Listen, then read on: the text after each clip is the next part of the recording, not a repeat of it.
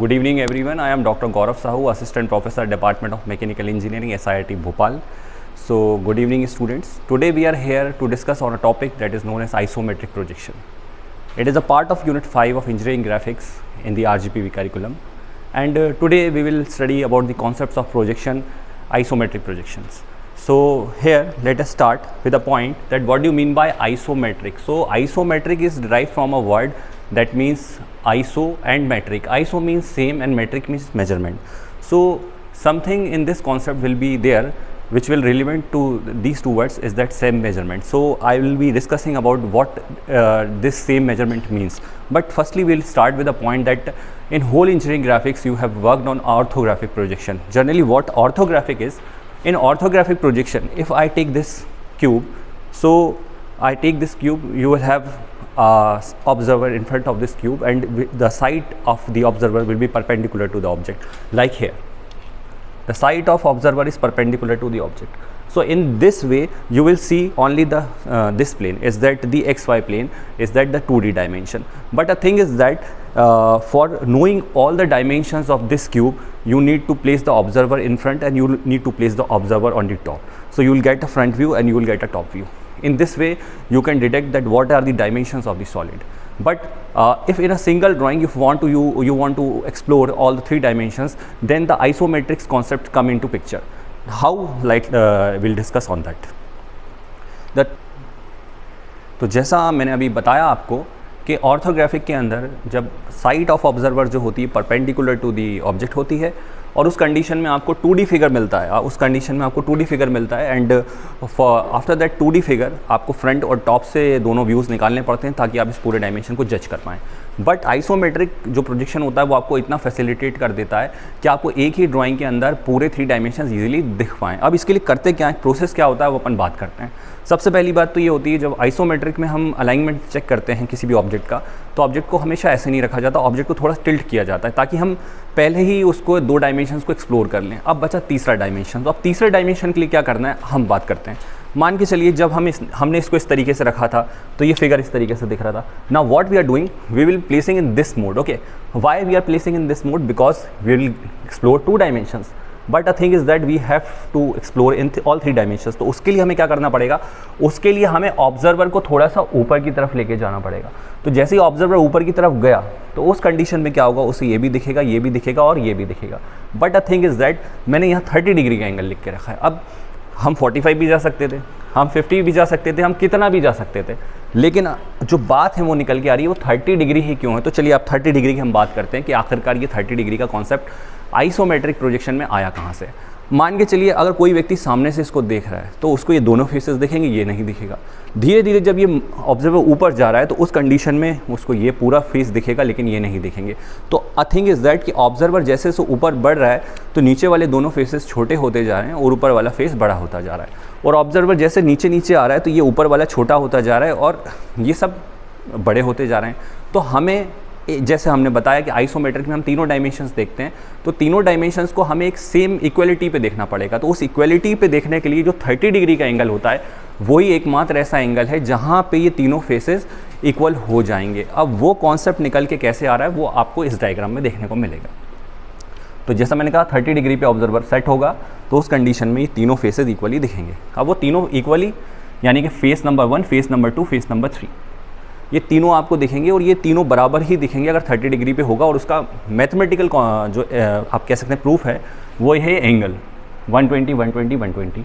हमने स्कूल्स में भी पढ़ा है कि जब हम एंगल कॉन्ग्रुएंसी की बात करते हैं तो जब किसी ट्राइंगल के सेम साइड के एंगल बराबर हो जाते हैं तो हम ये कह सकते हैं कि वो ट्राइंगल जो है वो सिमिलर है और उसके साइड्स भी एक ही प्रोपोर्शन में सेट हैं, तभी वो एंगल सेट हो पाया. तो एंगल कॉन्ग्रुएंसी ये हमें कहती है कि अगर ये एंगल सारे एंगल बराबर हैं तो उस कंडीशन में ये एक्सेस भी बराबरी से शॉर्ट होंगे. अगर हम इस एंगल को बराबर नहीं करते, ये एंगल बड़ा रखते हैं, ये दोनों छोटा रखते हैं, तो उस कंडीशन में ये एक्सेस बड़े कहलाएंगे और ये एक्सेस छोटे हो जाएंगे. तो 120 डिग्री वो एंगल होता है जहाँ पे सारे एक्सेस बराबरी से छोटे होते हैं. अब जिन एक्सेस की मैं बात कर रहा हूँ, ये 3 जो लाइन आपको दिख रही है, इनको हम इस टॉपिक के अंदर बोलते हैं आइसोमेट्रिक एक्सेस और ये होते हैं हमारे आइसोमेट्रिक एंगल्स. ठीक है, तो यहाँ पे आइसोमेट्रिक एंगल्स की बात करें, जो एक्सेस के बीच में एंगल होते हैं 120 डिग्री होते हैं, बराबर होते हैं, तो ही आइसोमेट्रिक एक्सेस बराबरी से छोटे होते हैं। हम जैसा जानते ही हैं कि अगर कोई भी लाइट है, अगर वो किसी ऑब्जेक्ट पे गिर रही है और ऑब्जेक्ट उससे कोई एंगल बना रहा है, मान के चलिए कि ये एंगल बना रहा है, तो उस कंडीशन में लाइट जो है उस ऑब्जेक्ट की प्रोजेक्शन को छोटा कर देगी। तो यहाँ पे तो पूरा के पूरा आप देखिए ऑब्जेक्ट ही एक एंगल पे, तो ये जाहिर सी बात है छोटा होगा। लेकिन उस कंडीशन में हमें, अगर हमने एंगल 30 डिग्री नहीं लिया तो 30 डिग्री ना लेने के उसमें ये तीनों साइड्स अनइक्वल दिखेंगे। 30 डिग्री के पोजीशन में ये तीनों एक्सेस जो हैं बराबर 120 हो जाएंगे, और जैसा मैंने कहा एंगल की कॉन्ग्रुएंसी से साइड्स भी बराबर पोर्शन में छोटे होंगे। तो ये जो फंडामेंटल आप देख रहे हैं, ये जो चीज़ है वो इस क्यूब का 3D मॉडल है जो कि हमने आइसोमेट्रिकली यहाँ पे बनाया है। अब बात ये आ रही है, एक शब्द मैं बार बार बोल रहा था कि छोटा हो जाएगा, बराबरी से छोटा हो जाएगा। अब बराबरी से छोटा हो जाएगा मतलब सेम एंड मेजरमेंट। तो अब जब हम इन तीनों एक्सेस को बराबरी से छोटा करते हैं तो जाहिर सी बात है वो बराबरी से छोटा हो रहा है, तो उसका मेजरमेंट भी बराबरी से ही एक ओरिजिनल मेजरमेंट से कम हो रहा है। अब ये जो, अगर आप इसको सॉल्व करें मैथमेटिकली तो इसकी वैल्यू 0.815 अप्रॉक्स निकल के आती है। जैसे फॉर एग्जांपल अगर ये 1 सेंटीमीटर ओरिजिनलिटी में है, ये 1 सेंटीमीटर, और अगर आप 30 डिग्री पे चले गए ऊपर और आपने 30 डिग्री पे इसका प्रोजेक्शन बनाया, तो उस कंडीशन में जो प्रोजेक्शन है यहाँ पे 1 सेंटीमीटर नहीं होगा, वो 1 मल्टीप्लाइड बाय 0.815 हो जाएगा, यानी कि 0.815 सेंटीमीटर। तो ये ऐसा इसके साथ अकेला नहीं होगा, अगर ये 1 सेंटीमीटर है तो ये भी 0.815 हो जाएगा, ये 1 सेंटीमीटर है तो ये भी 0.815 हो जाएगा। लेकिन अगर ये कोई दूसरा फिगर होता, लेट अस से ये क्यूबॉइड होता, तो क्यूबॉइड के अंदर अगर मैं आपसे बात करूँ, हम इसको उठाते हैं, ये जो है 4 है ओरिजिनल और ये 1 है, तो ये 1.815 हो जाएगा, ये भी 815 हो जाएगा 0.815, लेकिन ये 4 मल्टीप्लाइड बाय 0.815 ये भी शॉर्ट हो जाएगा। तो ये जो मैंने आपको पूरा बताया है अभी बोर्ड के ऊपर, ये पूरा आइसोमेट्रिक प्रोजेक्शन का कॉन्सेप्ट है। इसमें हमने ये सीखा है कि आइसोमेट्रिक प्रोजेक्शन क्या होता है, आइसोमेट्रिक एक्सेस क्या होते हैं, 30 डिग्री ही क्यों चूज़ किया जाता है, 120 डिग्री क्या रिलेवेंसी रखता है इस कॉन्सेप्ट में, और हमने ये देखा है कि इस तरीके से हम किसी भी मॉडल का केवल एक ही फिगर के अंदर 3D मॉडल तैयार कर सकते हैं, वो भी बिल्कुल इक्विवेलेंसी के साथ, यानी कि हमें कोई भी डिस्टॉर्टेड ऑब्जेक्ट 3D के अंदर नहीं मिलेगा। तो ये पूरा के पूरा हमने आइसोमेट्रिक प्रोजेक्शन समझ लिया है। So now we are on the second phase of isometric projection, that is isometric scale. So a thing is that what do you mean by isometric scale? Let us start with this thing, that this whole thing is generally considered as isometric scale. ये students एक बहुत ही important question है, पिछले कुछ सालों में exam में आया हुआ क्वेश्चन है कि ड्रॉ दी आइसोमेट्रिक स्केल। अब इसको करते क्या है, इसका रिलेवेंसी क्या होता है, चलिए हम उसके बारे में बात करते हैं। जैसा अभी थोड़ी देर पहले मैंने आपको बताया था कि जो एक्चुअल लेंथ होती है, यानी कि अगर मान के चलिए इस क्यूब की जो एक्चुअल लेंथ है वो है 1 सेंटीमीटर, तो आइसोमेट्रिकली ये हो जाएगी 0.815 सेंटीमीटर। यानी कि जब आप 30 डिग्री पे किसी चीज़ को लाइट मारते हो तो उसका जो प्रोजेक्शन होता है वो शॉर्टन अप हो जाता है, और वो शॉर्टन अप होता है एक पैरामीटर से जिसको हम बोलते हैं 0.815। ठीक है, अब अगर आप चाहते हैं तो आप हमेशा इसको मल्टीप्लाई करके ऑप्ट कर सकते हैं, like 4 centimetre multiplied by 0.815, you will get the value and that value will be the isometric length of 4. Okay, but the thing is that in isometric scale you pictorially take out the dimensions, is that you compare the dimensions, you compare the true length as well as you compare the isometric length. अब ये diagram बनता कैसे है, हम चलिए उसके बारे में बात करते हैं। सबसे पहले आप लोगों को करना क्या है, ये पूरा स्केल बना हुआ है, मैंने बना के रखा है। You have to draw the reference line. ये जो आप लाइन देख रहे हैं यहाँ पे, ये एक रेफरेंस लाइन है, इसको आप पहले बना लीजिए। ये लाइन की लंबाई आप कुछ भी ले सकते हैं, 5 सेंटीमीटर 6 सेंटीमीटर, आप एक रेफरेंस लाइन बनाइए। उस रेफरेंस लाइन के बाद आपको इस तरीके की, ये जो वाइट चॉक से 2 लाइन बनी है, ये 2 लाइनें बनानी हैं। ऊपर वाली लाइन का जो एंगल रहेगा 45 डिग्री रहेगा, और नीचे वाली लाइन का जो एंगल रहेगा वो 30 डिग्री रहेगा। 30 डिग्री क्यों रहेगा, क्योंकि आइसोमेट्रिक एक्सेस जो होते हैं या आइसोमेट्रिक लेंथ की हम बात करें तो जो इंक्लिनेशन होता है ये 30 डिग्री पे ही टिल्ट करने के बाद आता है। यानी कि अगर ये ऑब्जेक्ट मैं आपके सामने ऐसे रख रहा हूँ, तो अगर आप इसको ऊपर से देखें या मैं इसको उस तरफ लेके जाऊँ तो मुझे ऐसा टिल्ट करना पड़ेगा, तो ये जो एंगल बनेगा वो 30 डिग्री का बनेगा। तो जनरली ऑब्जर्वर ऊपर से देखे या ऑब्जेक्ट अपने आप को ऐसा कर ले, दोनों बात सेम है। अगर मैं एज अ ऑब्जर्वर इसको सामने से देखता हूँ तो ये 2 एक्सेस दिखते हैं, ऊपर से होके देखता हूँ तो ये तीनों देखेंगे। ठीक है, उसी तरीके से अगर ये खुद ही चाहे तो खुद भी ऐसा टिल्ट हो जाए तो ये एक्सेस मुझे 30 डिग्री दिखेंगे। तो मतलब ये दोनों बात जो हैं वो सिमिलर हैं। तो अब मैं इस बात को यहाँ इसलिए कह रहा हूँ कि अगर आपको ये लगे कि ये 30 डिग्री ही क्यों लिया जा रहा है, तो ये कह सकते हैं कि 30 डिग्री जो होता है वो आइसोमेट्रिक टिल्टिंग का एंगल होता है। तो हमने उस चीज़ को यहाँ पे लिया हुआ है, ठीक है। अब हमें अगले फेस में क्या करना है, हमें अगले फेस में करना है कि ये जो 45 डिग्री का लेंथ होता है ये ट्रू लेंथ होती है। इस ट्रू लेंथ के ऊपर हमें 5 सेंटीमीटर या 6 सेंटीमीटर के डिनोशंस को मार्क करना है। कैसे करेंगे, हम स्केल को रखेंगे यहाँ से यहाँ तक, 1 पे डॉट लगाएंगे, 2 पे डॉट लगाएंगे, 3 पे डॉट लगाएंगे और 4 पे डॉट लगाएंगे। ये आपको स्केल रख के ही काम करना है, यानी कि इक्वल डिनोशंस आने चाहिए जैसे आपके स्केल पे होते हैं। उसके बाद आप सेकेंड फेज में क्या करेंगे, 4 से बिल्कुल perpendicular to the reference line. इसके परपेंडिकुलर नहीं, इसके परपेंडिकुलर तो ऐसा चला जाएगा। 4 से बिल्कुल परपेंडिकुलर लाइन बनानी है जो perpendicular to the reference line रहेगी। एंड जैसा ही ये लाइन यहाँ टच करेगी आपको एक पॉइंट मिलेगा, इस पॉइंट का नाम रखेंगे 4'। उसी तरीके से आप 3 पे जब खड़े हुए हैं, 3 से आप परपेंडिकुलर बनाएंगे, perpendicular to the reference line, you will get this point, this is known as 3'। From 2 you will get perpendicular and you will get point 2' and from 1 you will get 1'। अब आपको करना क्या है, बड़ा सिंपल सी बात है। अगर आप 0 से लेकर 1 तक का डिस्टेंस नापेंगे तो जाहिर सी बात है 1 सेंटीमीटर होगा, लेकिन आप 0 से लेकर 1' तक का डिस्टेंस नापिएगा तो ये जो 0 से लेकर 1' तक का डिस्टेंस निकल के आएगा, ये निकल के आएगा 0.815 सेंटीमीटर। ये अपने आप हो जाएगा, मतलब you don't have to now do any conversions, you don't have to do multiplications, आपको सीधा कि सीधा ये आंसर मिलेगा, ठीक है। उसी तरीके से अगर 2 सेंटीमीटर मल्टीप्लाइड करें 0.815 से तो आपको जो वैल्यू मिलेगी ना, वही वैल्यू यहाँ से लेकर यहाँ तक नाप दो, वही वैल्यू निकल के आ जाएगी। तो आइसोमेट्रिक स्केल आपको ये फैसिलिटेट करता है कि आप बिना कैलकुलेटर का इस्तेमाल किए, बिना किसी चीज़ का मल्टीप्लिकेशन किए यहाँ से पूरे कन्वर्जन्स उठा सकते हैं। यानी कि अगर आपको कोई बोले आइसोमेट्रिक प्रोजेक्शन बनाना है तो आप साइड में आइसोमेट्रिक स्केल बना के रख लीजिए और यहीं के यहीं कन्वर्जन आप डिवाइडर की मदद से आप वहाँ पे इम्प्लांट कर सकते हैं। तो अब जो मैं अगला आपको बताने जा रहा हूँ बहुत ही की डिफरेंस है जब मैं आपसे बात करता हूँ आइसोमेट्रिक प्रोजेक्शन। जो अभी मैंने जितना भी समझाया मैंने सब आइसोमेट्रिक प्रोजेक्शन लेके समझाया, लेकिन कई बार किताबों में कोई शब्द लिखा रहता है आइसोमेट्रिक व्यू। तो अब इन दोनों में क्या अंतर होता है आप समझिएगा बात को। देखिए, अगर आप प्रोजेक्शन की पूरी बात करें तो नॉर्मली होता है फ्रंट व्यू प्रोजेक्शन, जिसको हम फ्रंट व्यू बोलते हैं, वो पूरा होता है फ्रंट व्यू प्रोजेक्शन। प्रोजेक्शन और व्यू में अंतर क्या होता है, बहुत हेयर लाइन अंतर होता है। जब आप सामने से इस चीज़ को देख रहे हैं तो ये आपका व्यू है, लेकिन जब आप इसी की इमेज आप वर्टिकल प्लेन पे प्रोजेक्ट करेंगे तो ये जो चीज़ वर्टिकल प्लेन पे तैयार हो जाएगी, हम इसे बोलेंगे फ्रंट व्यू प्रोजेक्शन।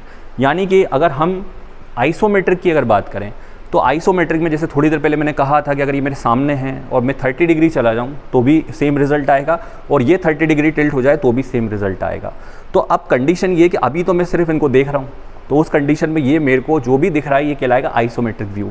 लेकिन अगर मैं इसका पूरा के पूरा एक इमेज वहाँ फोकस कर लूँ और वहाँ जो इमेज ड्रॉ होगी, और इमेज ड्रॉ होने के बाद जो थोड़ी देर पहले मैंने यहाँ डायग्राम बनाया था वो एक तरीके की आइसोमेट्रिक इमेज थी। तो जब हम आइसोमेट्रिक इमेज की बात करते हैं तो आइसोमेट्रिक इमेजेस जो होती हैं वो इस रेशो में छोटी हो जाती हैं। तो आइसोमेट्रिक प्रोजेक्शन जो होता है वो हमेशा शॉर्टन लेंथ से बनता है, और आइसोमेट्रिक व्यू जो होता है वो हमेशा एक्चुअल लेंथ से बनता है, वहाँ चीज़ें शॉर्टन अप नहीं होती। कुछ एक दो पैरामीटर होते हैं जहाँ पे हम चीज़ों को शॉर्ट करते हैं, जैसे स्पेयर वगैरह बनाते हैं तब हमें शॉर्ट करना पड़ता है। अदरवाइज़ आइसोमेट्रिक व्यू जब भी लिखा रहा है तो आप ध्यान रखिएगा आपको किसी भी डायमेंशंस को छोटा करने की आवश्यकता नहीं है। लेकिन वहीं आइसोमेट्रिक प्रोजेक्शन लिखा रहा है तो आप ध्यान रखिएगा फिर आपको सारे डायमेंशंस के अंदर इस पैरामीटर का मल्टीप्लिकेशन करना पड़ेगा, तब जाके आपको लाइंस को आप ड्रॉ करेंगे।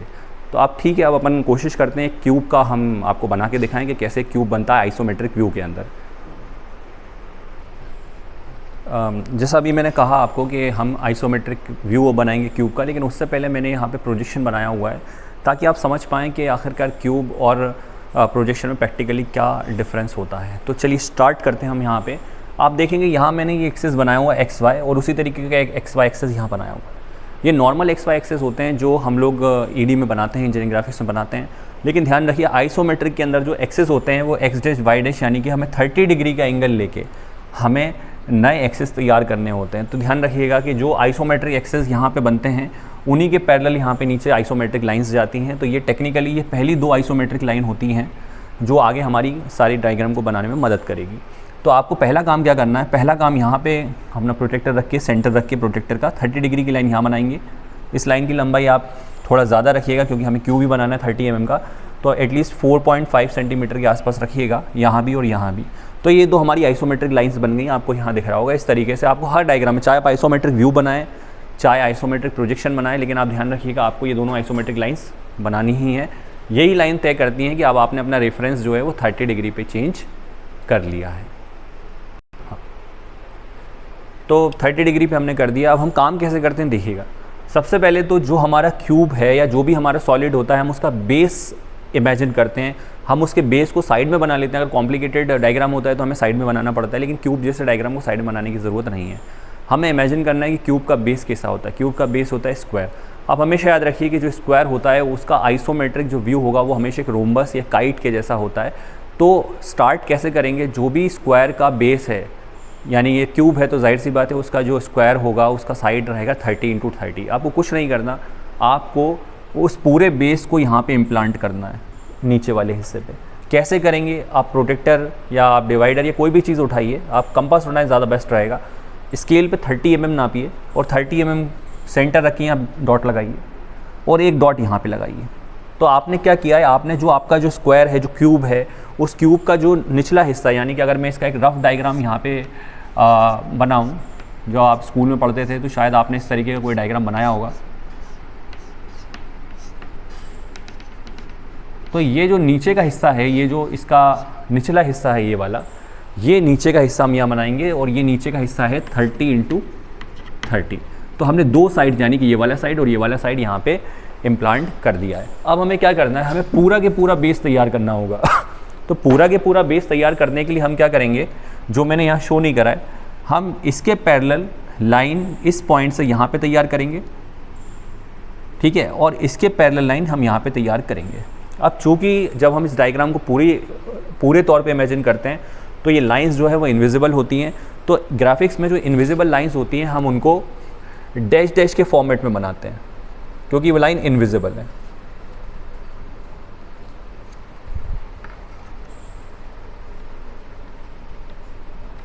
इस तरीके से हम इन लाइंस को तैयार कर लेते हैं। तो हमने क्या किया, पहले यहाँ पे पॉइंट मार्क किया, यहाँ पॉइंट मार्क किया और ये पूरा के पूरा इसके पैरेलल यहाँ बनाया और इसके पैरेलल डिक्टो यहाँ बनाया। तो पूरा हमारा बेस तैयार हो गया है, ठीक है। अब हम जैसे बिल्डिंग बनाते हैं तो बिल्डिंग कैसे बनती है, बिल्डिंग हमेशा ऐसी बनती है कि पहले बेस बनता है, फिर पिलर्स खड़े होते हैं, फिर उसकी छत डलती है।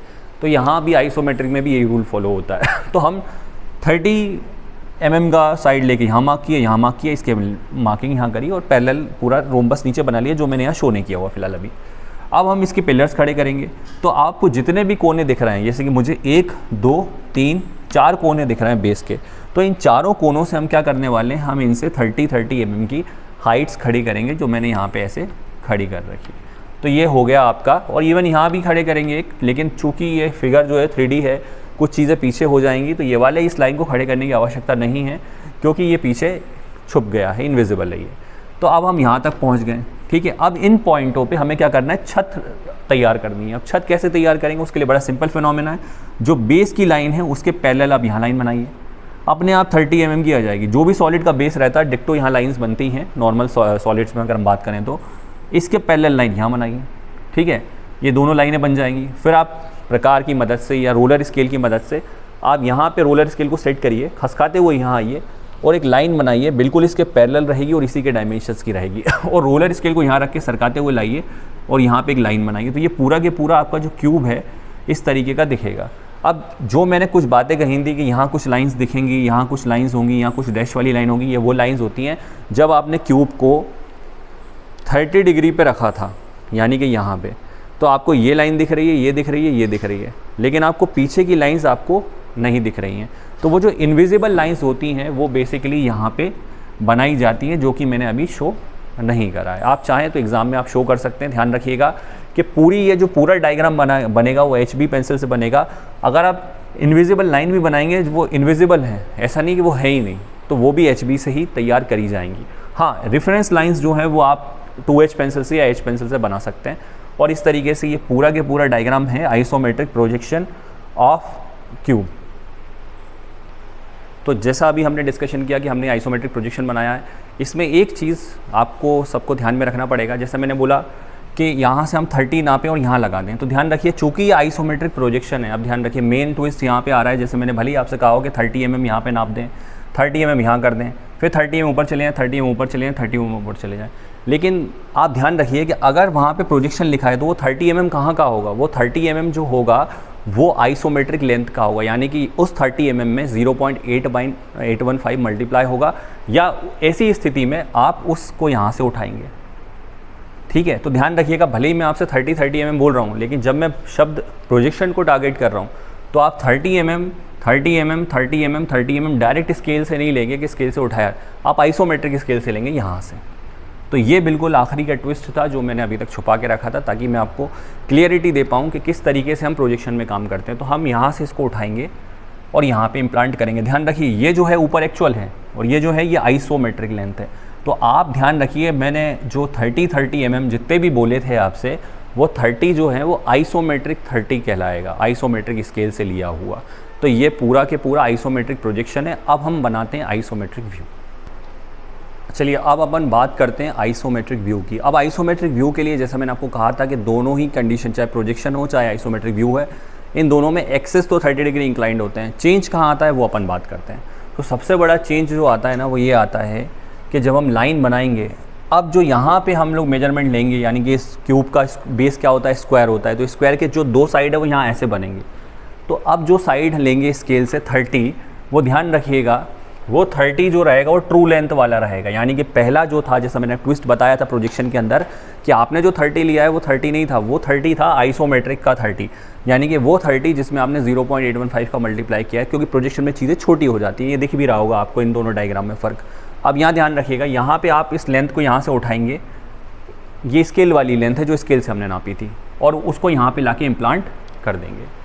एक साइड ये बन गया और उसी स्केल से यहाँ से इसको नापेंगे और एक साइड को यहाँ प्लांट कर देंगे। तो ये दोनों, यहाँ पे आप देखिए फ़र्क, यहाँ पे जब मैंने शुरुआत में बनाया था तो मैंने इसको यहाँ से उठाया था, और अब जिसको मैं उठा रहा हूँ तो मैं इसको यहाँ से उठा रहा हूँ। ध्यान रखिए, आइसोमेट्रिक व्यू में लेंथ चेंज नहीं होती है, वो एग्जैक्ट जो स्केल की लेंथ है वही रखी जाती है। फिर वही फंडामेंटल है जो मैंने पहले अप्लाई किया था कि मैं पहले पूरा बेस बनाऊँगा, इसके पैरेलल ये लाइन और इसके पैरेलल ये लाइन, आपको हल्की हल्की दिख भी रही होगी। ये लाइन इसलिए हम नहीं बना रहे क्योंकि ये इनविजिबल है, छुपी हुई है। सारे कोनों से हम लोग ऊपर जाएंगे, पिलर्स बनाएंगे।